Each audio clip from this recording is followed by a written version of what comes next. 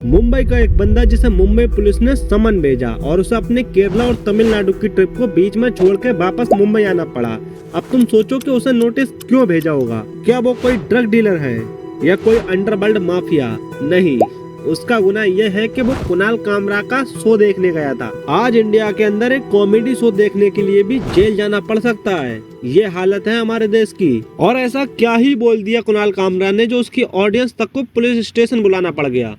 एक झलक दिखलाए कभी गुवाहाटी में छुप जाए, मेरी नजर से तुम देखो गद्दार नजर वो आए। यहाँ पर गद्दार कौन है? एकनाथ शिंदे, ऐसा शिवसेना वालों का मानना है। तभी तो हैबिटेट को तोड़ने गए थे। और इसी बात के ऊपर कुणाल कामरा के खिलाफ 3 एफआईआर दर्ज हो चुके हैं और 3 समन भी भेजे जा चुके हैं। इसमें गौर करने वाली बात यह है कि कुणाल कामरा ने किसी का नाम तक नहीं लिया और फिर भी उनके खिलाफ इतनी एफआईआर और जान से मारने की धमकी। इसलिए आज हम इसी टॉपिक पर बात करेंगे कि इंडिया के अंदर फ्रीडम ऑफ स्पीच कितनी है और किस पे। फ्रीडम ऑफ स्पीच के तुम किसी को भी क्रिटिसाइज कर सकते हो किसी बात को लेके, चाहे वो देश का पीएम हो या सीएम, तुम्हें पूरा हक है उसे क्रिटिसाइज करने का। और कुणाल कामरा ने भी यही किया जो लीगल है। ना उसने कोई हेट स्पीच दी, ना किसी के खिलाफ भड़काऊ भाषण, इवन उसने किसी का नाम तक नहीं लिया। और चलो बुरा लगा तो उसके खिलाफ डेफेमेशन का केस करो और कोर्ट को फैसला करने दो, लेकिन ये ऐसा नहीं करेंगे।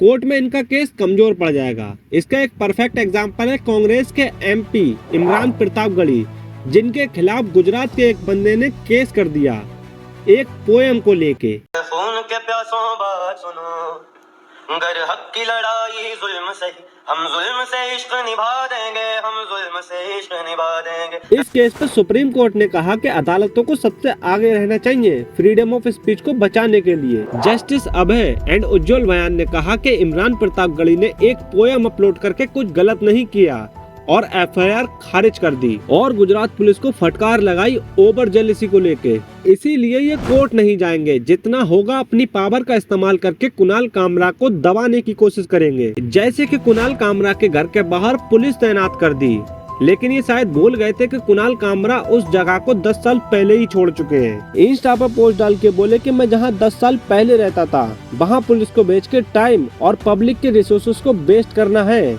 और पुलिस फोर्स तो ऐसे लगाई थी कि जोक नहीं, किसी का मर्डर या रेप कर दिया कामरा ने। ओह सॉरी, ये सब करने वालों पर इतने ध्यान कहाँ देते हैं ये लोग। कुणाल कामरा सिस्टम को पहले ही समझ गए थे, इसलिए वो मुंबई छोड़ के तमिलनाडु शिफ्ट हो गए और तमिलनाडु के हाई कोर्ट से एंटीसिपेटरी बेल भी ले ली। अब 7 अप्रैल तक कोई अरेस्ट नहीं कर पाएगा उसे, इसलिए बंदा खामोश भी नहीं बैठा और अपने YouTube चैनल पे फुल वीडियो के छोटे छोटे क्लिप काट के अपलोड कर रहे हैं। और वो अपनी दूसरी इंस्टाग्राम की पोस्ट में बताते हैं कि कैसे एक आर्टिस्ट को स्टेप बाय स्टेप खत्म किया जाता है।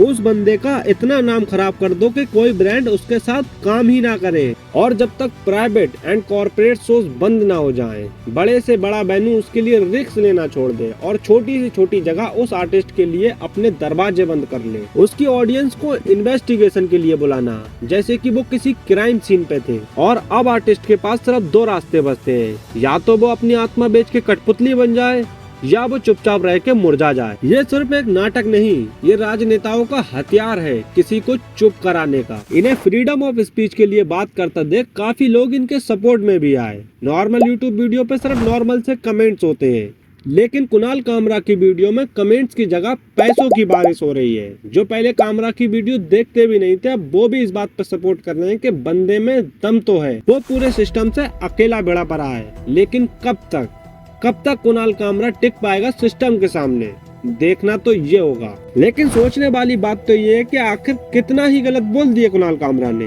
कि आज से पहले किसी ने ऐसी बात नहीं बोली थी? तो ऐसा नहीं है, बोली थी मुनावर फारूकी ने। उसके बाद क्या था, 37 दिन की जेल काटनी पड़ी। तो क्या किसी को हक नहीं है बोलने का? ऐसा नहीं है, हक है सिर्फ नेताओं को। जो बात कामरा ने बोली थी वही सेम बात अजित पवार पहले ही बोल चुके थे। गद्दारी करून 50 खोके एकदम ओके, बारक्या शेंबड्या पोरालाही कळायला लागले 50 खोके एकदम ओके। इस पे तो कभी बवाल नहीं हुआ, कभी उनके घर नहीं गए तोड़फोड़ करने। और इतना ही नहीं, इन नेताओं के पास तो ये भी हक है कि जो महिला कार्यकर्ता हैं उनके ऊपर गलत कमेंट पास कर सके। और जितनी भी बीजेपी में महिलाएं दिखाई दे रही हैं,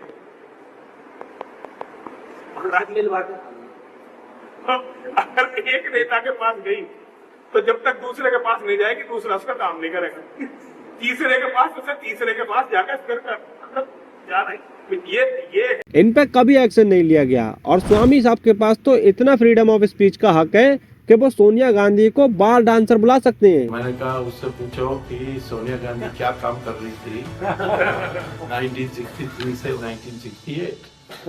मैं आपको बता सकता हूँ, यहाँ वो तो वैश्या थी और एक पाकिस्तानी एस्कॉर्ट एजेंसी की काम कर रही है।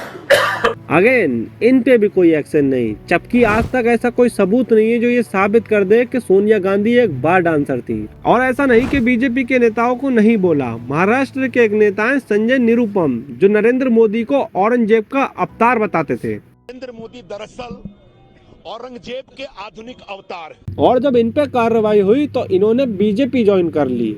और सिर्फ इतना ही नहीं, इनके पास तो पार्लियामेंट में गाली गलौज करने का भी हक है। ले रहे हैं देश के वैज्ञानिक, ओए बड़वे, ओए बड़वे,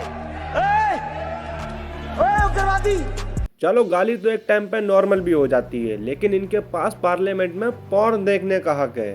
तो जादव जी, लोग आज ये जानना चाहते हैं आप असेंबली में बैठकर पॉर्न क्यों देख रहे हैं? क्या इसीलिए आपको चुनकर असेंबली में भेजा गया सर? तो क्या समझे कि फ्रीडम ऑफ स्पीच है, लेकिन सिर्फ नेताओं के लिए। हमारे तुम्हारे लिए उतनी ही फ्रीडम ऑफ स्पीच है कि जितनी दिल्ली में साफ हवा है। इंडिया के अंदर लॉ सिस्टम कितना खोखला हो चुका है ये सबको पता है। तुम दारू पी के किसी को कार से उड़ा दो, उसकी जान चली जाए, घंटा फर्क नहीं पड़ता, बस तुम्हारे पास पैसा होना चाहिए। और इस टाइप के सैकड़ों केस भरे पड़े हैं। भाई खोखला सिस्टम, हम क्या ही कर सकते हैं? बहुत कुछ कर सकते हैं। ये कुणाल कामरा केस पे जितनी बात हुई, जितना बवाल हुआ, समय रैना केस पे जितना बवाल हुआ, उसका आधा भी अगर मणिपुर जैसे केसों पे हो जाता तो शायद आज जो हालात हैं मणिपुर के वो बेहतर होते। और रही बात हमारे कुछ करने की, तो हम बिल्कुल वैसा कर सकते हैं जो ध्रुव राठी ने अपनी वीडियो में बताया था।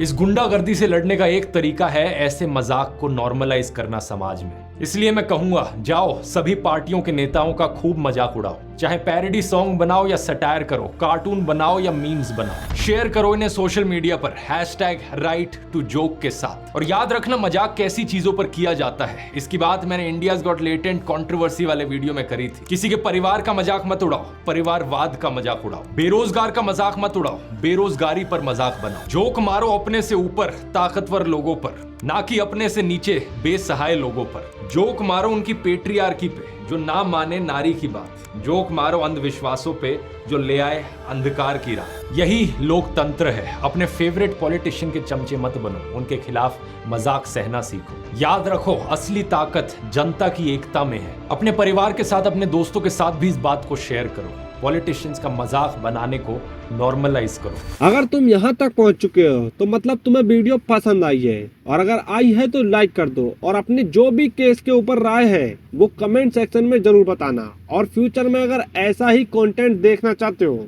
तो सब्सक्राइब कर दो।